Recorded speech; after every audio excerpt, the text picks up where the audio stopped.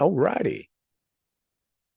Hey, good morning. Welcome to this conversation. And today it's going to be about helping you grow your business, how to build your business using online media. So today we're going to dive into something critical, how to actually grow your business using social media. It's not about being famous or having followers. It's not about going viral. It's about building trust. Think about your posts. Do they build trust? Do they solve problems? And using content to create conversations that convert. These are the conversations. This is the dialogue we're going to have. So whether you're a coach or a consultant or an agency owner or a freelancer, you'll get a roadmap that works without ads, without algorithms or burnout. So let's nail your offer. What is it that you're offering? What is it that you solve? So let's start with the foundation. If you try to talk to everyone, no one listens. No one listens if you try to talk to everyone. So the first thing we need to do is get clear on three things. Who do you help? Be specific. Who do you help? Well, I want to help everyone. That's not specific enough. Who do you help? Be specific. Target your audience. What problem do you solve? What is the problem that you have a solution for? And number three, why should people trust you? So who do you help? What do you solve? And why do they trust you? Why should they trust you? So I help, who's your niche audience? Solve this problem, right? What's the problem? I help people who struggle with business success because of their mindset, so they can achieve success in this lifetime. So an example, I help busy HR managers reduce employee churn using automated onboarding systems. That's an example. What do you do? What would be your who, what, and why? This one line becomes your compass. You'll use it in bios and posts and DMs. What's the one thing you do? All right. And who needs to see it? So what's the right platform? Well, how many platforms do you market on? And if you're not marketing on all of them, then you got to ask yourself, what is it you do? And the reason I say that is that there is a way to spin what you do for each of the platforms.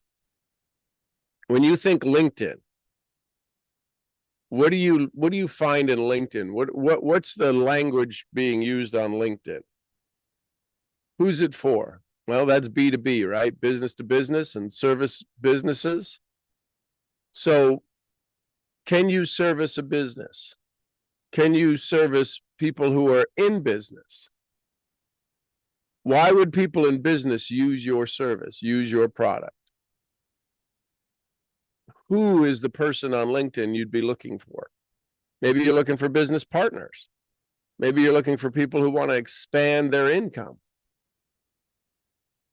Maybe you're looking for a way to reduce employee absenteeism by your wellness program. Just curious. I mean, think about it. These are different ways, right? Change the way you look at things. Instagram's a visual brand, right? That's why pictures work a lot better on Instagram. Instagram is also coaching. A lot of people want to do coaching on Instagram. So what does your product or service do to help coaches? Stay better, add more life to their life. TikTok is about product demos. What are you doing when you're doing a live TikTok? Do you do live videos? What does your live video look like? What is your call to action? Right? YouTube is about deep teaching. There's a lot of teaching that goes on. So what would you teach about your particular product? If that's what the market audience does in that particular realm, when they go to YouTube, YouTube is the second biggest search engine. So people are looking to learn, how do I do this? What do I do there? What would be the how people are acting about your business? What's the how they're asking that your business is a solution for? What's the how they're asking? How do I do blank? And how are you the solution? Whether it's you personally, whether it's you, your product, whether it's your company, whether it's your business philosophy.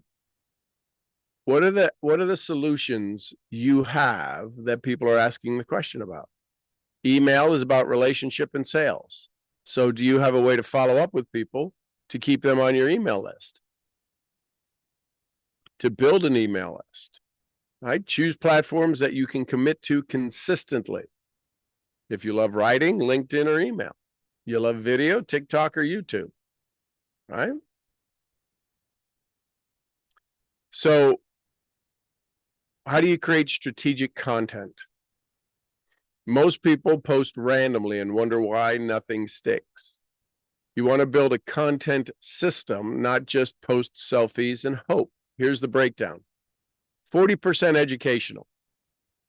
Teach, show your method, explain the problem, show the solution. 40% educational. 30%. Now these are basic numbers. You can fudge them a little bit, but here's some basic understanding. 30% story-based. Talk about client wins, your own journey, behind the scenes. What's the story of that happens when somebody uses your product, uses your system, uses your teaching? What's the story? What are the testimonials? Are you talking about testimonials? Somebody just went to Istanbul and they saved $2,000. They stayed at a 5-star resort and normally $20,000 a week. They got it for $800 for the week. I don't know, but are you telling stories like that? And then 20% social proof, screenshots, testimonials, before and after pictures.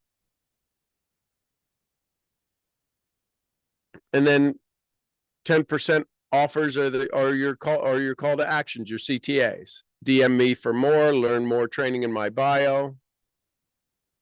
Right? You're serving, you're engaging, then selling. So 40% educational, again, basic numbers, roundabout numbers. This is how audience convert. They get educated, they hear a story, they see the proof, and they're ready to take action.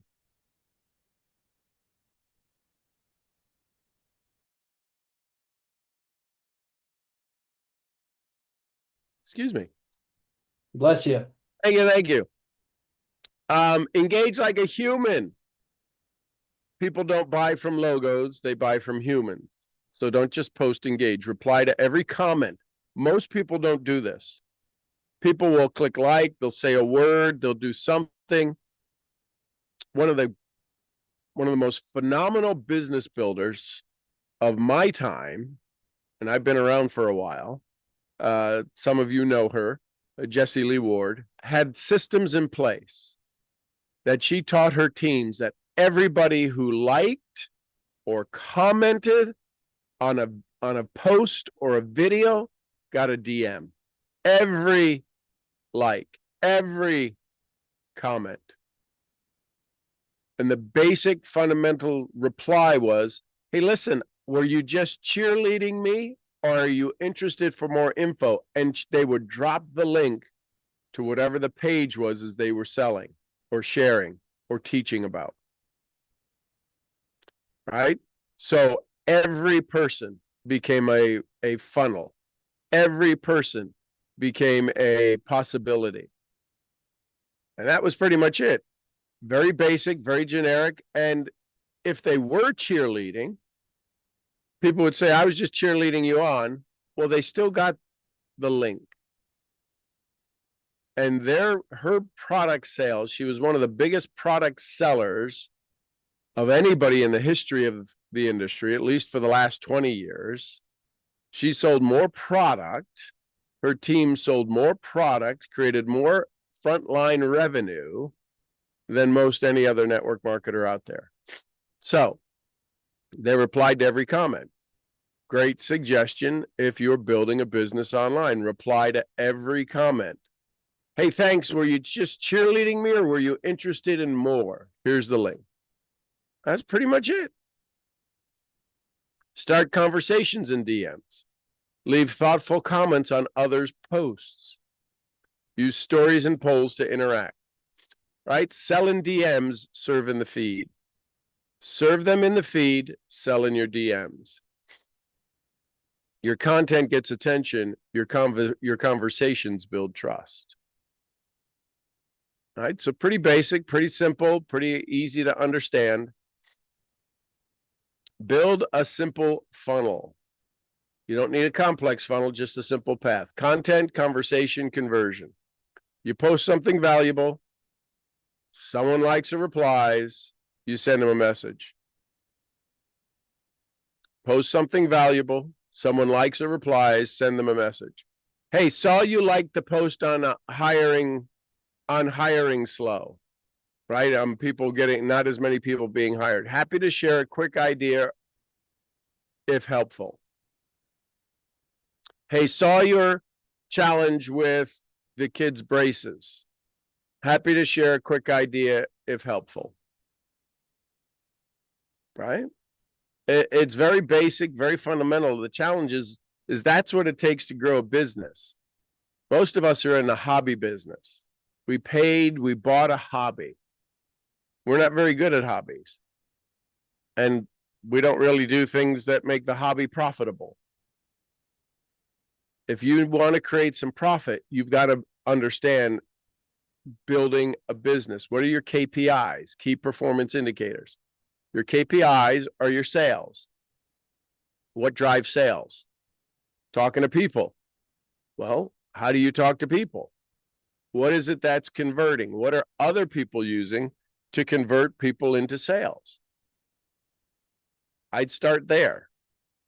If you're a wellness practitioner and you're doing this on your own, you've got to put on, you love to serve, love to serve, love to serve. You also got to learn to sell, learn to sell, learn to sell. And what does Zig say sales is? Transference of enthusiasm. Posting stories. How many pounds of, if you're in the weight loss business, how many pounds of weight have you helped people put in back into the universe? Right? How much weight has your company helped people lose? How many trips? How many trips has your company helped people take? These are some things that get people's attention. All right. So keep them warm with some kind of conversation. Do people have a way to keep in touch with you? To read about you on the bulletin board of life? Do they have a way to keep up with you? I wonder what's going on with them. Do you give them a way for them to keep up with what you're succeeding at? So what gets measured grows, right? We've all heard that. Inspect what you expect, and what gets measured grows. What kind of post gets saves or replies? What kind of posts of yours get replies? Right? What messages turn into real conversations? And where are people dropping off? Right? This is the track, tweak, and scale. What kind of post gets saves? What messages turn into real conversations? And where are people dropping off? What causes them to, when does their path forward stop? All right. And so to wrap up online media, online media is trust building machine. You don't need to be everywhere. You don't need 10,000 followers. You need clarity, consistency, and conversations. Start with one platform, one message, then expand from there. What's your blueprint for using social media? Well, I just post here or I post there. What is your business blueprint? Imagine you were going to go get funding, whether it be a loan or somebody was going to VC, venture capital you, and they said, we'll give you all the money you want. Tell us your online media program. How do you use social media to move to the next level? All right. What is your online media program? So there you go. That's kind of a basic down and dirty conversation of how to use social media to help build your business. Questions, comments, thoughts, takeaways, take with yous. What'd you learn? What'd you like?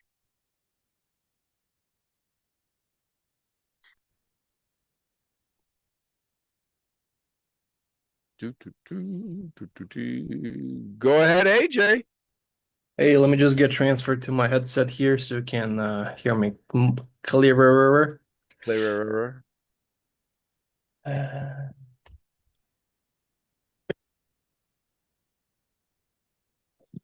is this good now? Yep, perfect. Alrighty. Just one question. Yep. How do you personally deal with hecklers in business? Love them. You love them?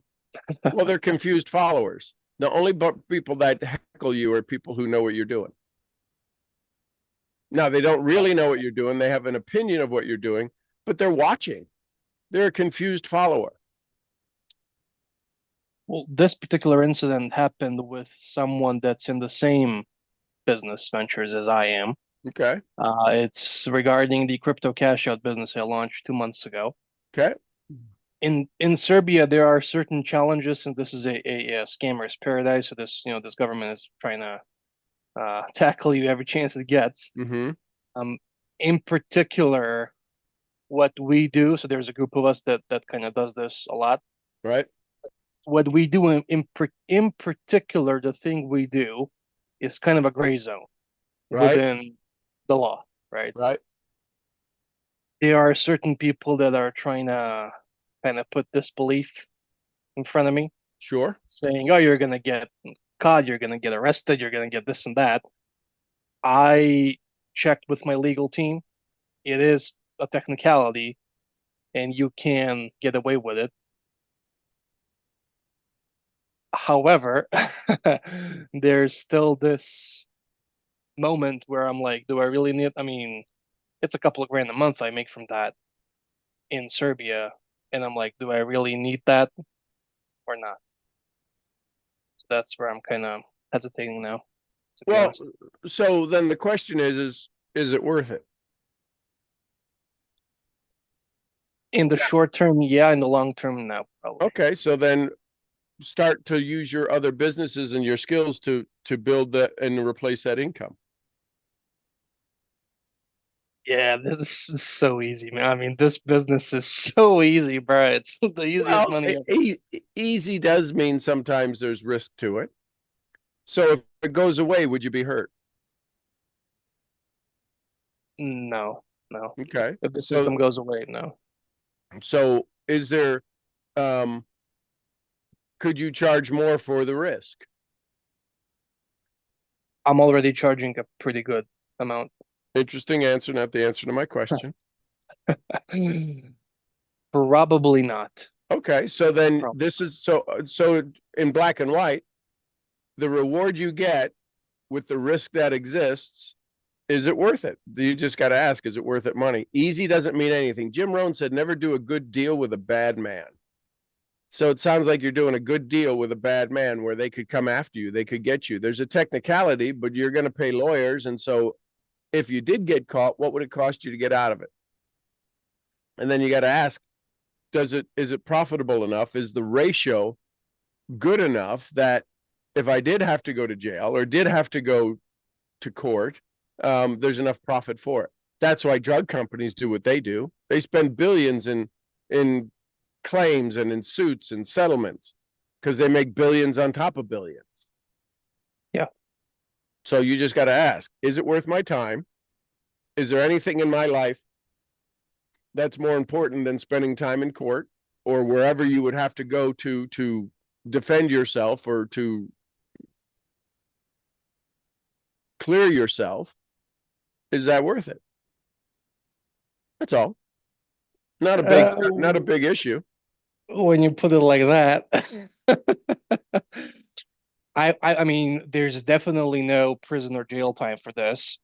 Okay. There definitely would be courtroom time because it's a technicality that my legal team can get me off of.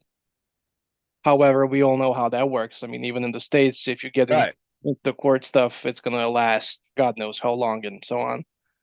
I mean, especially here. Okay, Right. Because so that's that's because if you're making money, they want to get it from you. Get it. They won't go after people who are broke. They'll go after people who are leveraging the system, and they'll make some money from them. So that's their gig. yeah. So now the question you've got to ask, and this is for every business person, are they better at getting your money than you are at keeping it? I was just thinking that I knew you were gonna say that because this was the same thing as the visa lady thing. I remember you told me she was simply better at her job that day than you were at yours. Yep. And I was like, oh, shiitake, man. Oh, wow. That's true. Yeah. What's their job, and are they better at their job than you are at yours? Network marketing. Let's take network marketing. Every prospect's job is to not join your business. Your job is to get them to join your business. Who's better at their job? You or them? 98% of the people in network marketing, the prospect is better at not joining your business. If you break it down that way, it gets very fundamental. So you got to get better at your business. Hi, Molly. Yeah, I might start using mules. I'm just kidding. It's really weird. Just to cut the long story short, so there are certain people within this group of people where I'm at that do this business. Right? They found a way to pay taxes on this business, which is like 15% flat tax Yep. on profits, and they still received notice from the Federal Reserve of Serbia to state that if you continue with this, despite the fact that they're paying taxes, which is, by the way, not the tax specific to this. It Right? was something that the Serbian version of IRS came up on the spot just so they can take something from you. It's not specifically for that because there is no law that governs specifically what we do. Right? So some people that ended up paying taxes for something, they don't even know what it is for specifically because, like I said, it doesn't exist in the law. They still got hackled by, let's say, Uncle Ivan, since the U.S. government is going to be Uncle Sam. So let's put Serbian government as Uncle Ivan. Right? Still Uncle Ivan wanted some money from them, and I told them because they started putting the worm up in my mind, and I was like, okay, maybe I should lay low for a bit or something.